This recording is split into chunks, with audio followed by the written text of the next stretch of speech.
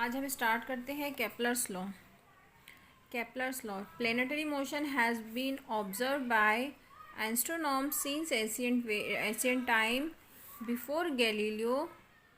तो पहले ज़माने में क्या हुआ करता था कि प्लेनेटरी मोशंस को एस्ट्रोनॉमर्स कैसे वो अपनी आँखों से सिर्फ आँखों से ऑब्ज़र्व किया करते थे। उनके पास कोई टेलीस्कोप या कुछ ऐसी कोई चीज़ नहीं थी। तो ये सर गैलीलियो आने के पहले की बात है। पर जब सर गैलीलियो आए all observation of the planets motion were made with naked eye, मतलब उनके आने से पहले अपनी सिर्फ आँखों से ऑब्ज़र्व किया जाता था। टेलीस्कोप डिस्कवर किया। जब उन्होंने टेलीस्कोप डिस्कवर किया तो उसके बाद सारे उसके ज़रिए टेलीस्कोप के ज़रिए जो भी प्लैनेटरी मोशंस को ऑब्ज़र्व किया गया था, जितना भी डेटा ऑब्ज़र्व किया गया था, तो उस डेटा को सर योहानस केपलर, जोहानस नहीं कहा जाएगा, योहानस केपलर सर ने स्टडी किया पूरा डेटा और उसके ऊपर उस डेटा को ऑब्ज़र्व करके उन्होंने अपने 3 लॉज डिस्क्राइब किए प्लैनेटरी मोशंस के। उसी 3 लॉज को केपलर्स लॉ कहा जाता है और वो अब हम आगे पढ़ेंगे। An ellipse is the curve obtained when a cone is curved by an inclined plane. देखिए, एक कोन है, ये हमने एक कोन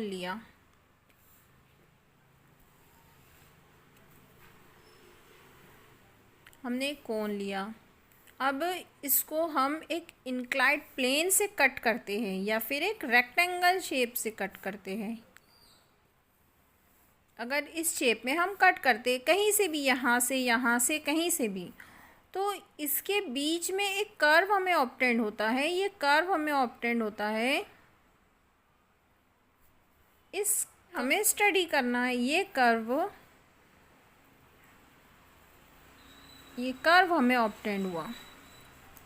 अब आगे यहाँ तक समझ में। It has 2 focal point.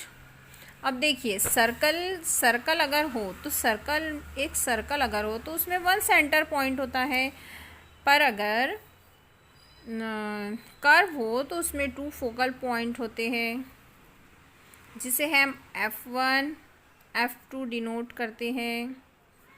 अब यहाँ तक आप लोगों के समझ में आ गया। F1 एंड F2 डिनोट करेंगे। ये कैसे मिला हमको?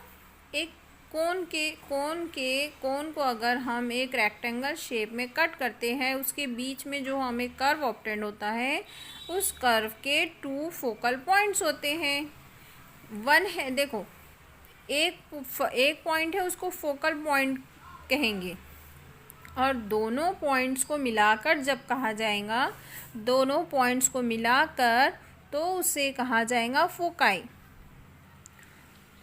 हम केपलर्स का फर्स्ट लॉ पढ़ेंगे। फर्स्ट लॉ क्या है? The orbit of the planet is an ellipse with the sun at one of the foci.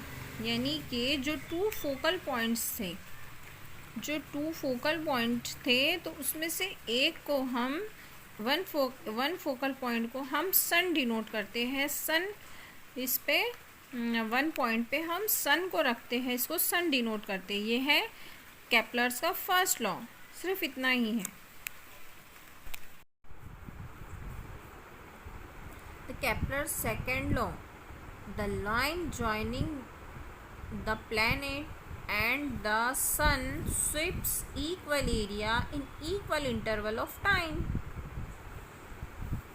A, B and C, D are distance covered by the planet in equal time. After equal in travels of time, the positions of the planet starting from A and C are shown by B and D respectively. अब यहाँ सन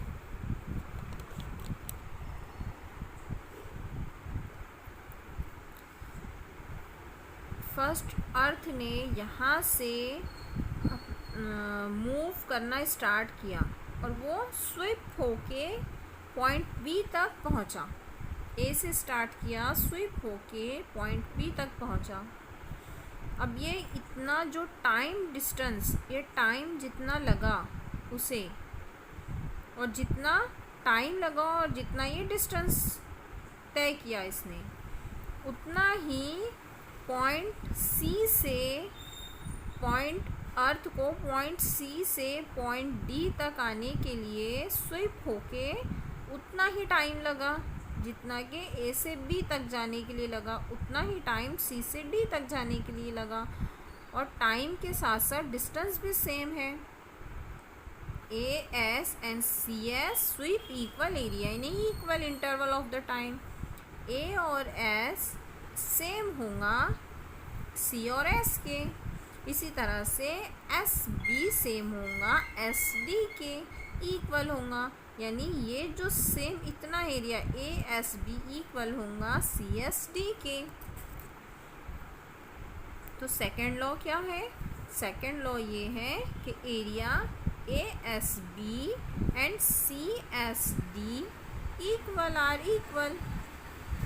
the line joining the planet and the sun, line जो join कर रही है planet और sun को, equal area in equal interval of time. Sun sweep the equal area, ये sweep कर रही जो है ना, स्वीप कर रही है ना, वो इक्वल टाइम में इक्वल एरिया स्वीप कर रही है।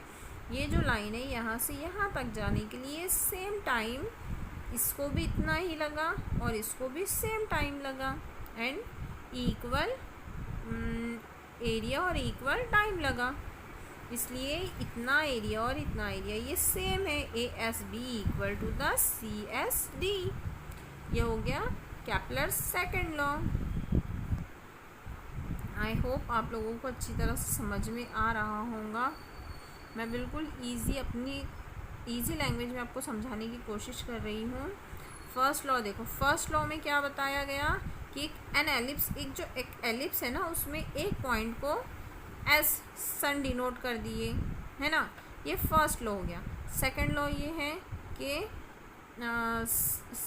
ये है कि सन और प्लैनेट को जो लाइन जोड़ती है, वो लाइन को बी पॉइंट तक स्वीप होने के लिए जो टाइम और जो डिस्टेंस बी तक का डिस्टेंस है और जितना टाइम लगा ए से बी तक जाने के लिए इस लाइन को, उतना ही टाइम सी से डी तक आने को लगा, और डिस्टेंस भी दोनों का सेम है। जितना ये डिस्टेंस है उतना ये डिस्टेंस है। इसलिए ए एस बी सेम है, इक्वल है सी एस डी के। सेकेंड लॉ को लॉ ऑफ एरिया भी कहा जाता है। अब एक बात आप लोगों को मैं बताती हूँ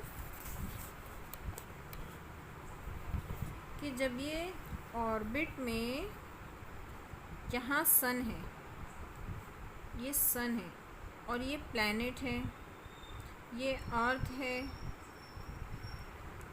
जब ये अर्थ इस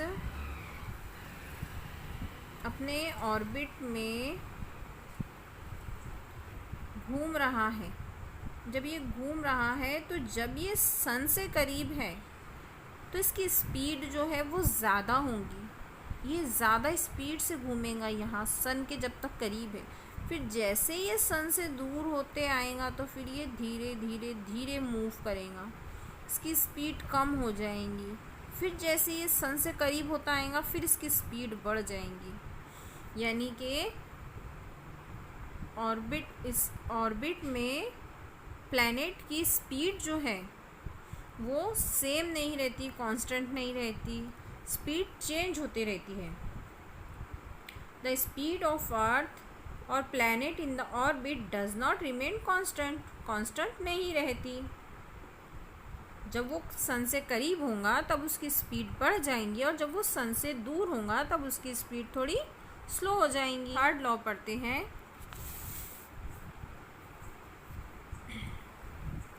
The square of its period of revolution around the sun, period of the revolution of around the sun, यानी कि जो अर्थ ये जो घूम रहा है, ये जो टाइम पीरियड है, यानी कि इसका टाइम, घूमने का टाइम जो है,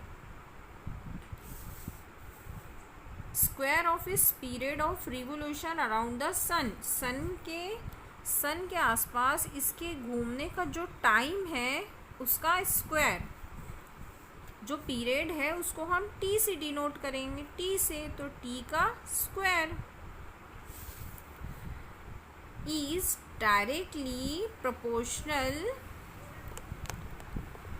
proportional to the cube of the mean distance of a planet from the sun.